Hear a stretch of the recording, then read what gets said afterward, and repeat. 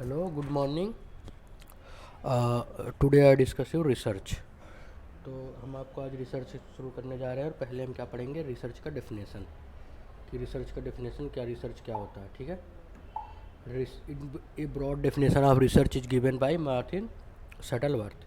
जो broad definition है research का, उसने किसने दिया था? मार्टिन शटलवर्थ ने दिया था। ठीक है। अब हम इस पढ़ेंगे इसमें क्या होता है। In the broadest sense of the word. क्या मतलब, हम ब्रॉडेस्ट सेंस में वर्ड को देखें तो definition of research include any gathering of data, information and fact for the advancement of knowledge is known as research. ठीक है। दूसरा डेफिनेशन देखते हैं। Research can be defined as a method of study that through careful investigation of all evidence bearing on a definable problem arrives as a solution।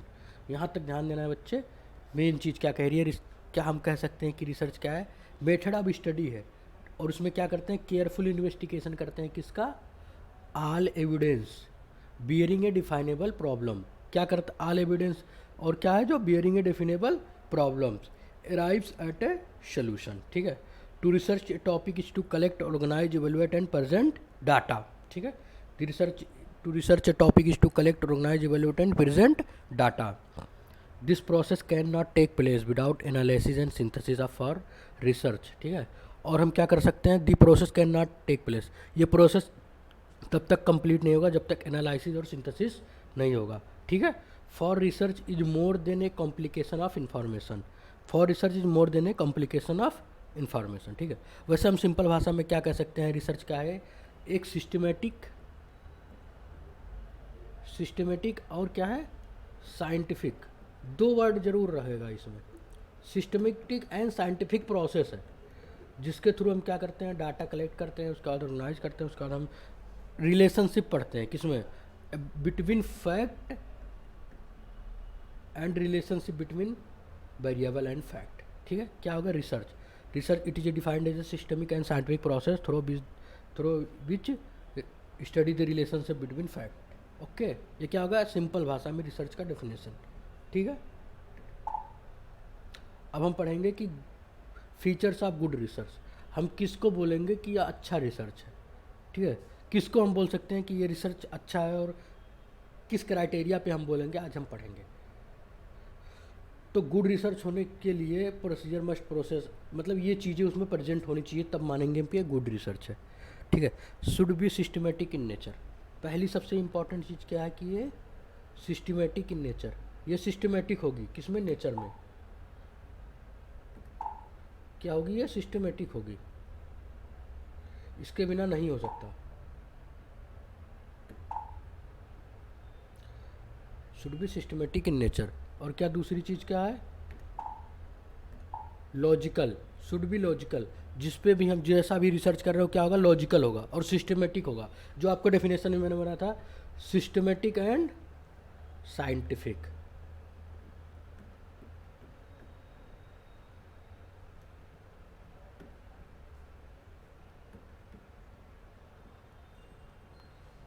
Systematic and scientific. ठीक है।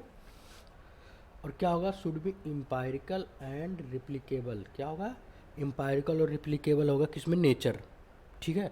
Should be according to plans. और किसके through होगा? According to plans. Should be according to the rules and assumption. ठीक है। और किसके according होगा? रूल्स और एजम्पशन के according. Should not be based on a false basis और जजमेंट। और किस पे डिपेंड नहीं होगा ये?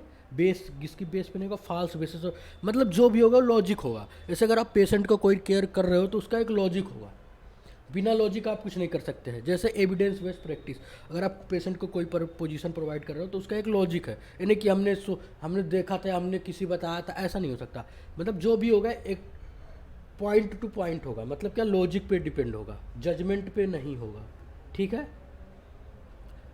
Should be relevant to what is required. और क्या होगा? रिलीवेंट होगा, क्या रिक्वायर्ड है। Procedure should be reproducible in nature. क्या होगा? रिप्रोड्यूसिबल। ठीक है। नेचर में क्या होगा? रिप्रोड्यूसिबल होगा। Control movement of research process. और क्या होगा? कंट्रोल मूवमेंट होगा रिसर्च प्रोसीजर का। ठीक है। Control movement of the research procedure. ठीक है। अब हम क्या पढ़ेंगे, हमने वहाँ क्या पढ़ा, qualities of A good research. अब यहाँ पढ़ेंगे qualities of a good researcher. जब तक गुड रिसर्चर नहीं रहेगा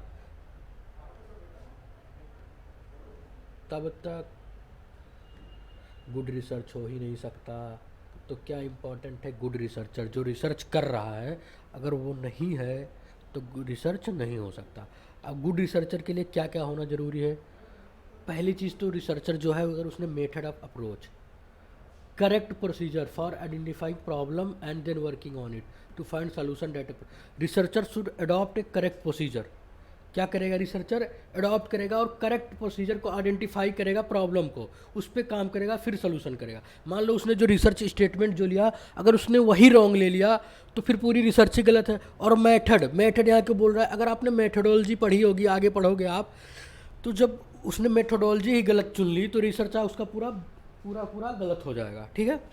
दूसरा नॉलेज, दूसरी सबसे इंपॉर्टेंट चीज़ क्या है, नॉलेज। अगर रिसर्चर के पास नॉलेज नहीं है तो क्या गुड रिसर्च हो पाएगा, नहीं हो पाएगा। किसी भी चीज़ में नॉलेज हर जगह बहुत ज़्यादा मैटर करती है। कहीं भी आप जाओगे नॉलेज हर जगह मैटर करती है। अगर नॉलेज नहीं है तो गुड रिसर्च नहीं हो सकता, कभी नहीं हो सकता।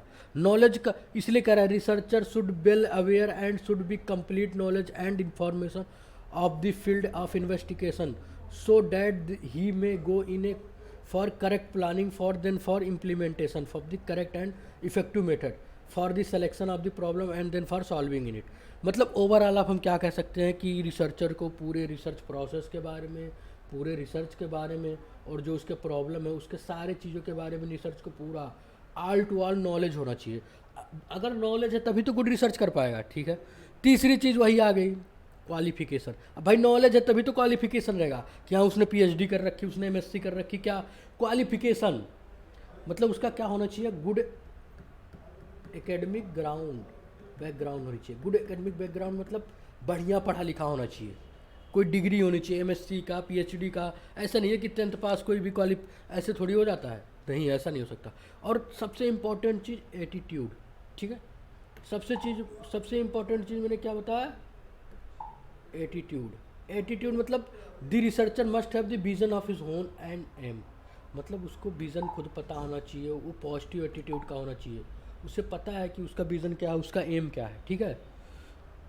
ओपन माइंडेड, क्या है, एक अलग से आप भी लिख सकते हो, ए हेडिंग और अलग से भी बन सकती है। एटीट्यूड तो अलग हेडिंग बन गई, ये बनेगी ओपन थिंकिंग, कि रिसर्चर क्या होना चाहिए, ओपन थिंकर होना चाहिए, स्टेबल होना चाहिए और कॉन्स्टेंट थिंकिंग होनी चाहिए। स्टेबल मतलब क्या, जिससे बहुत लोग को आपको देखना होगा कि छोटी छोटी चीज़ों में बहुत ज़्यादा हड़बड़ा जाते हैं, बहुत जल्दी कोई भी काम जल्दी में नहीं होता है। इसका डेफिनेशन में क्या है, systemic and scientific. System wise करना है, इन्हीं पहले कुछ और ले लिया, फिर बाद में डाटा कलेक्ट कर रहे हैं, फिर बाद में वो कर रहे हैं, फिर या तो हमने जो सैंपल लिया वही गलत ले लिया तो फिर पूरी रिसर्च गलत हो जाएगी। हमको जो भी करना है एकदम सिस्टमेटिक और साइंटिफिक करना है और अच्छे से करना है। और दूसरी चीज़ क्या, हॉनेस्ट होना चाहिए, सिंसियर होना चाहिए, ब्रेव होना चाहिए, एम्बिशियस होना बहुत ज़रूरी है, क्योंकि जो हम रिसर्च कर रहे हैं ना वो एम्बिशियस बेसिस पे ही करते हैं।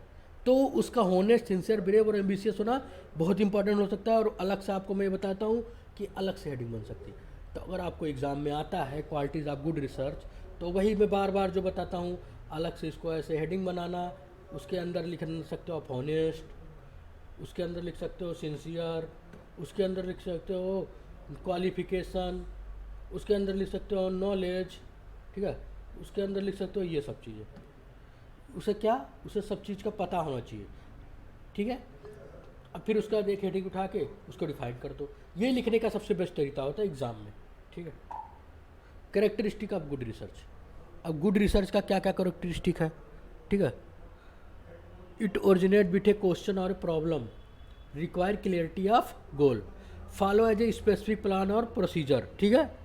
Often divide the main problem into sub problem. और क्या करेगा, मेन प्रॉब्लम को क्या किस में डिवाइड कर देगा, sub problem. Guided by specific problem, question और हाइपोथेसिस। किसके थ्रू गाइडेड होगा, स्पेसिफिक प्रॉब्लम के थ्रू, क्वेश्चन के थ्रू और हाइपोथेसिस के through. Accept certain critical assumption. और क्या करेगा, एक्सेप्ट करेगा सर्टेन क्रिटिकल एजम्पशन को।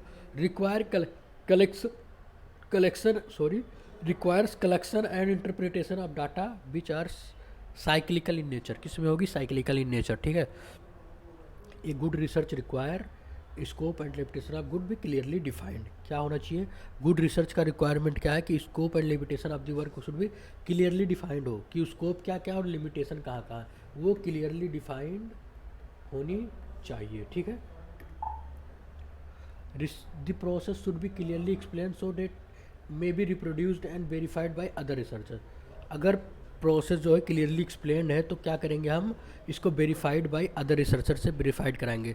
ये thoroughly plan design that is a objective as a possible, highly ethical standard should be applied, highly ethical standard should be applied, all limitation should be document. ये बहुत important है, क्या चीज़, all limitation be documented. ठीक है, data भी adequately analysed and explain. क्या है, डाटा क्या होगी, एडिक्वेटली एनालाइज्ड और एक्सप्लेन होगी। ठीक है, all findings be present unambiguously and all conclusion be justified by sufficient evidence. और क्या जो भी हमारे चीज कंक्लूजन्स है वो क्या होगी, सफिशिएंट एविडेंस द्वारा जस्टिफाई होने चाहिए। मतलब वही लॉजिक, अगर हमने कोई चीज़ यूज़ किया है तो उसको लॉजिक दे के या रेशनल दे के क्या जस्टिफाइड करेंगे। Because the cycling nature of research it can be difficult to determine where it start and when to stop. It is not a weakness of the process but is a part of built in error correction machinery. ठीक है, research is a स्ट्रिंगली process. यह क्या कह रहा है कि अपने साइक्लिंग नेचर के कारण रिसर्च को डिफ़िकल्ट करना है, डिटरमाइन मतलब पहचानना डिफ़िकल्ट है कि स्टार्ट कहाँ से हो रहा है और स्टॉप कहाँ से हो रहा है। इट इज़, और क्या ये भी कह रहा है, this is not a weakness of process, और ए वीकनेस ऑफ प्रोसेस नहीं है बट क्या है, part of built in error correction machinery. किसका पार्ट है, built in error correction in machinery. ठीक है, research is an extremely cyclic process. ठीक है, thesis needs to be convert a appropriate problem statement. ठीक है, like the documented in a research proposal. ठीक है, ये question is posed to the researcher for which the researcher has no answer. ठीक है, researcher generate intermediate hypothesis to describe solution of a the problem. क्या करेगी, यहाँ पे researcher होगा, बच्चे थोड़ा सा मिस हो गया है, तो रिसर्चर जनरेट इंटरमीडिएट हाइपोथेसिस। क्या करेगा, रिसर्चर जनरेट करेगा इंटरमीडिएट हाइपोथेसिस को to describe a solution of the problem. किसके लिए, प्रॉब्लम के सोल्यूशन को बताने के लिए, डिस्क्राइब करने के लिए क्या करेगा, जनरेट करेगा इंटरमीडिएट हाइपोथेसिस। ठीक है, it is this is a temporary solution since there is at no evidence to support either the acceptance rejection of this hypothesis. ठीक है, अगर कोई सपोर्ट एविडेंस नहीं मिल रहा है तो रिजेक्शन हो जाएगा या एक्सेप्टेंस हो जाएगा, किसके, टेम्परेरी सोल्यूशन पे। ठीक है, the able literature is reviewed to determine there is already solution of a problem। क्या है, literature is reviewed to determine if there is already solution of the problem. पहले से क्या सोल्यूशन है, प्रॉब्लम का सोल्यूशन दे रखा है। Existing solution do not always explain new observation. Existing solution क्या है, हरदम ऑलवेज एक्सप्लेन नहीं होता न्यू ऑब्जर्वेशन के थ्रू। ठीक है, न्यू ऑब्जर्वेशन के थ्रू नहीं एक्सप्लेन होता है। The existing solution might require some revision or even be discarded. On the other hand, if the literature review turn up to nothing, then additional research activities are justified। ठीक है, it's possible that the literature review had a solution to be proposed problem। ठीक है, तो किसी बच्चे को confuse नहीं होना कि सर लाइन में क्या रखा है। मैं आपको सिंपल भाषा में बता दे रहा हूँ कि पहले हमने पढ़ा है रिसर्च का डेफिनेशन, फिर हमने पढ़ा है qualities of A good research, फिर हमने पढ़ा है qualities of a good researcher. तो गुड रिसर्च के अंदर क्या क्या होगा कि साइंटिफिक होगा, साइक्लिक होगा, लॉजिकल होगा, एविडेंस और न्यूली एविडेंस होगा, एथिकल कंसिडरेशन को रखते हुए होगा। और रिसर्चर में हम क्या लिखेंगे, जो हमने अभी हेडिंग देके बताया था कि क्वालिफिकेशन होना चाहिए, नॉलेज होना चाहिए, एक्सपीरियंस होना चाहिए, ये सब क्या है गुड रिसर्चर का। तो इसको आप हेडिंग बना लेना, क्वालिटी आप नेट से भी निकाल सकते हो, क्वालिटीज़ ऑफ गुड रिसर्चर और qualities of A good research. ठीक है, ओके, फिर आगे जो भी कन्फ्यूज़न होगा देखा जाएगा डाउट सेशन में। Okay, thank you.